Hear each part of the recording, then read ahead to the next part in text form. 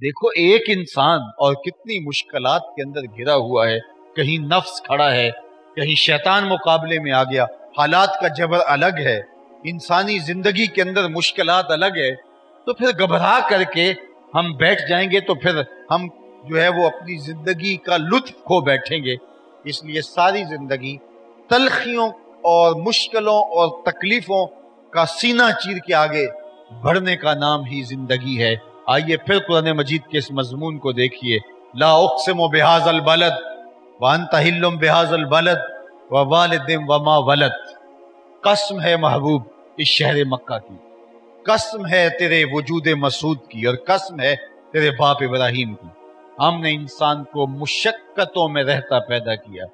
اور اگر اس مضمون کو سمجھ گئے آپ، تھوڑا مشکل نہیں ہوا، تو پھر میں اس مضمون کے خلاصے کو ایک دوسرے پیرائے میں بھی بیان کرنا چاہتا ہوں۔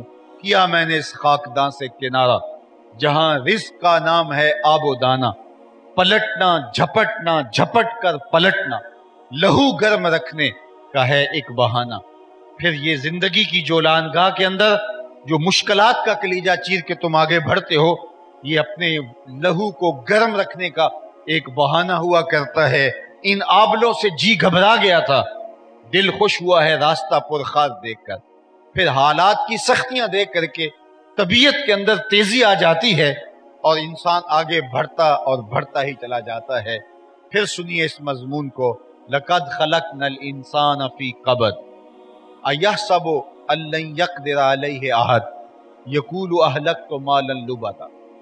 انسان یہ گمان کرتا ہے کہ اس پر کسی کا بس نہیں چلے گا، وہ اتنا زوراور ہے۔ جب جوانی آتی ہے، اقتدار ملتا ہے، جب اس کے پاس دولت کے انبار آ جاتے ہیں، تو ایک طرف تو یہ ساری زندگی لڑتے ہوئے گزرتا ہے، ساری زندگی اس کو رکھا ہی اس ماحول میں ہے، اور دوسری صورتحال یہ ہے کہ جب اس کے پاس تھوڑا مال آ جاتا ہے تو یہ پھر کہتا ہے کہ میرے اوپر کسی کا بس نہیں چلے گا۔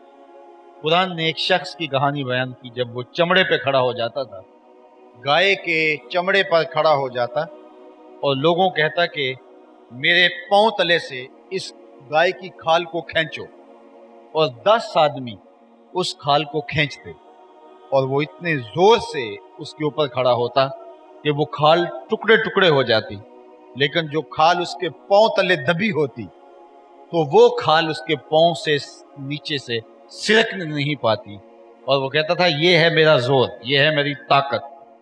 اور انسان جب طاقت کے نشے میں آتا ہے تو پھر یوں بات کرتا ہے، أَيَحْسَبُ أَن لَّن يَقْدِرَ عَلَيْهِ أَحَدٌ يَقُولُ أَهْلَكْتُ مَالًا لُبَدًا، اور کہتا ہے میں نے اتنا مال یوں خرچ کر دیا۔ وہ اپنے مال کو جو اپنی عیش و عشرت کے لیے، دکھلاوے کے لیے، ریاکاری کے لیے، تصنع کے لیے، بناوٹ کے لیے خرچ کرتا ہے، اس کی پھر ڈینگیں مارتا ہے، میں نے فلاں معاملے میں اتنا خرچ کر دیا، میرے گھر کا گیٹ دیکھو اس پہ اتنے پیسے لگے، یہ میں حتیٰ کہ جب وہ متمرد اور سرکش ہو جائے تو بعض اوقات وہ بظاہر جو نیکی کے کام دکھائی دیتے ہیں اس پر بھی مال خرچ کر کے اس کے بھی بل لوگوں کو بتاتا پھرتا ہے کہ میں نے اتنے کا پیکج لیا ہے عمرے کا، اور میں نے یہ کیا، دیکھو میں نے اتنا مال خرچ کیا ہے۔ تو وہ ہر وقت نمائش کے چکر میں رہتا ہے، نمائش کے چکر میں رہتا ہے۔ وہ اپنی شادی بیاہ کی تقریبات پر اٹھنے والے اخراجات کو غریبوں میں بیٹھ کر کے بتاتا ہے کہ میں نے اتنا پیسہ خرچ کر دیا، میں نے اتنا پیسہ آتش بازی میں اڑا دیا۔ تو یہ اس کی زندگی کا ایک تیور ہے، ایک رنگ ہے اس کا۔ اللہ اکبر۔ اصل تو یہ خصلت کفار کی بیان کی گئی ہے، لیکن کفار کی نقالی میں اور نفس کی کمزوری کی وجہ سے یہ ہمیں بھی سمجھنا چاہیے کہ ہم کہیں اس مرض کا شکار تو نہیں ہیں کہ تھوڑی سی تکلیف آ جائے تو گھبرا جائیں، اور دوسری بات کہ ہمارے پاس تھوڑی طاقت آ جائے تو ہم کہیں کہ ہمارے جیسا اب کون ہے، اور طاقت کے گھمنڈ کے اندر انسانوں کو حقیر سمجھنے لگ جائیں، اور پھر ہمارے پاس مال ہو تو اس کو خرچ کر کے اس کی نمائش کرتے پھریں اور لوگوں کو بتاتے پھریں کہ جناب دیکھو ہم نے اتنا مال فلاں فلاں جگہ پہ خرچ کر دیا۔ یقول اہلکت مالا لبدا۔ اب جواب آیا، الم نجعل لہ عینین ولسانا وشفتین وہدیناہ النجدین۔ اللہ اکبر۔ اس نے الللوں تللوں میں پیسے خرچ کر دیے اور ڈھینگے مارتا پھرتا ہے، अब जरा कुरान सुनिए, अल्लाह अकबर। अलम नजअल लहू ऐनैन, अल्लाह फरमाता हमने इसको दो चमकदार आंखें नहीं दी थी जो देखती थी, वलिसानम व शफतैन, बोलती जुबां और दो होंठ नहीं दिए थे। हमने इसको ये सामान्य जिंदगी दिया था, ये आंखों से देख करके जरूरतमंदों की जरूरत को महसूस करता, और फिर उसको पूरा करने के लिए अगर खुद ताकत थी तो खुद करता, नहीं तो हमने इसको जुबान दी। इस जुबान को जुम्बश में लाता, तरगीब देता, और इसके कहे गए कौल से लोग लाचारों, गरीबों, अरामिला, मसाकी, योतामा, बेवगां की मदद के लिए आमादा होते।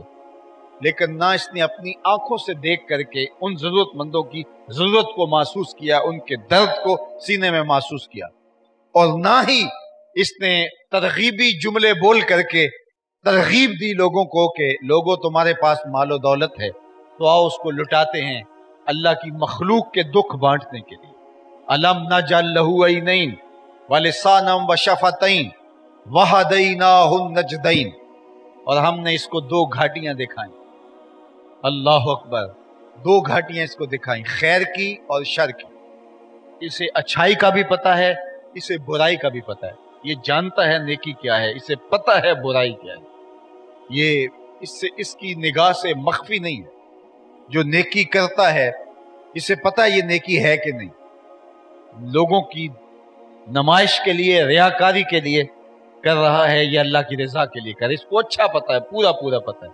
आका करीम अलैहिस्सलाम ने फरमाया नेकी वो है कि जो तेरे दिल को खुश कर दे और तेरा दिल मुतमईन हो, और गुनाह वो है कि जो तेरे सीने में खटके। तो इंसान को पता है कि मेरे ज़मीर पर क्या असरात मुरतब हो रहे हैं, ये अच्छाई की है या मैंने बुराई की है, नेकी की है या बदी की जिंदगी गुजार रहा हूं। इसको हमने जबिल्लतन फितरतन, इसकी तबा के अंदर दोनों चीजें रखी। इसको बिल्कुल पता है अच्छाई क्या है, इसको बिल्कुल पता है बुराई क्या है।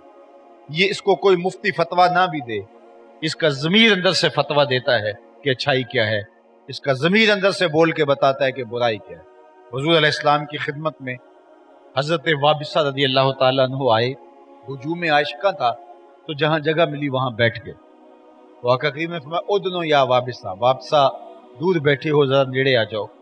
तो वाबिसा बिन माबद उठे और करीब आ गए।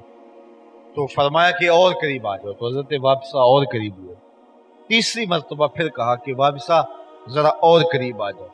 तो वाबिसा बिन माबद कहते हैं कि मैं अपने मुकद्दर पे कुर्बान जाऊं, मैं इतना नेड़े हो गया, इतना करीब हो गया कि मेरे घुटने हुजूर के घुटनों से छूने लगे। जब मैं इतना करीब हो गया तो हुजूर ने मुझे पूछा, वाबिसा कोई सवाल पूछने आए हो? मैंने कहा जी हुजूर मैं सवाल पूछने आया हूँ। कहा जो पूछने आए हो पूछोगे या बताऊं क्या पूछने आए हो? अर्ज की हुजूर अगर आप बता दें फिर तो कमाल हो जाए। और मैं सुनो, तुम खैर और शर के बारे पूछने आए हो, अच्छाई क्या होती है, बुराई क्या होती है, ये पूछने आए हो। यही सवाल था? जी जी यही सवाल था। कहा इसका जवाब मुझसे लेना या अपने आप से लेना है? अर्ज की जवाब आता होता तो सवाल ही क्यों बनता।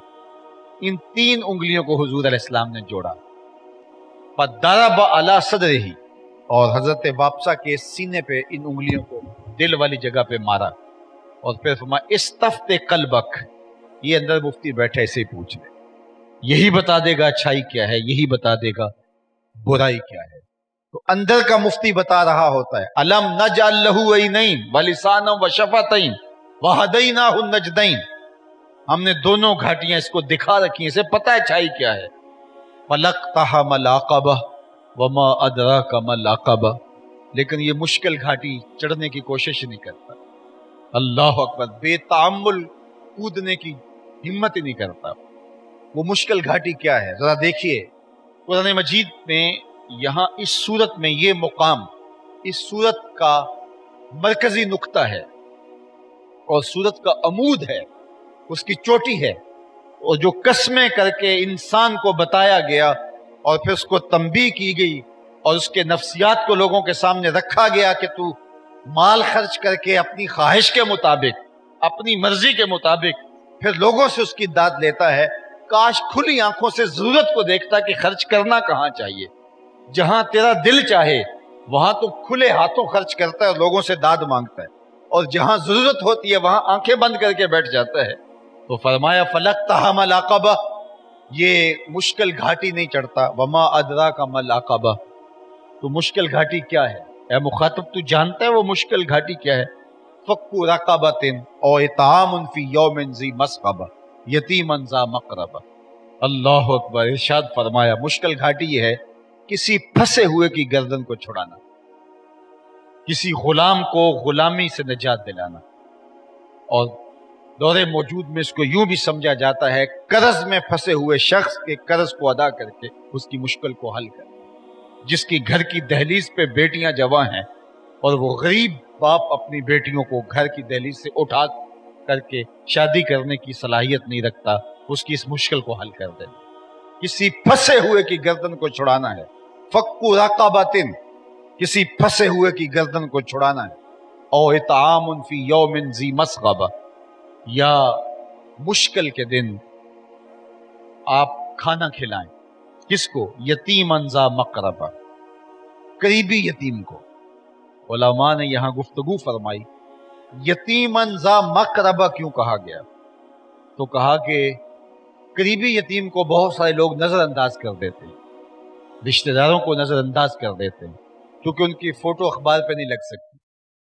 قریبی رشتہ دار کی جو ہے وہ مدد کرنے سے آپ ان کی تصویریں نہیں چڑھا سکتے، تو پھر وہ دور سے لوگوں کو مدد کر کے اس کی تشہیری مہم جو ہے وہ